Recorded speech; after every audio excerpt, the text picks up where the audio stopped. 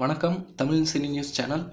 தமிழகத்தில் நிலவி வரும் அசாதாரண அரசியல் சூழலில் நடிகர் ரஜினிகாந்த் தனியாக ஒரு அரசியல் கட்சியை துவக்க இருப்பதாக தகவல்கள் வெளியாகி இருக்கிறது. நடிகர் ரஜினிகாந்த் அரசியலுக்கு வருவாரா என்று பல ஆண்டுகளாகவே மில்லியன் டாலர் கேள்வியாக இருந்து வருகிறது. அவரும் அரசியலுக்கு வந்துவிட மாட்டாரா என்று அவரது ரசிகர்களும் ஆவலாய் காத்து கிடக்கின்றனர். ஜெயலலிதா மறைவுக்கு பின் நடிகர் ரஜினி அரசியலுக்கு வர வேண்டும் என தமிழகம் முழுவதும் உள்ள அவரது ரசிகர்கள் வேண்டுகோள் விடுத்து வருகின்றனர். தன் அரசியல் பயணம் தொடர்பாக முன்னாள் மத்திய அமைச்சர் ப. சிதம்பரம், தென் சென்னை மாவட்ட காங்கிரஸ் தலைவர் கராத்தே தியாகராஜன், நக்கீரன் கோபால் உள்ளிட்ட மூத்த பத்திரிகையாளர்களிடம் ரஜினி முக்கிய ஆலோசனை நடத்தியதாக கூறப்படுகிறது.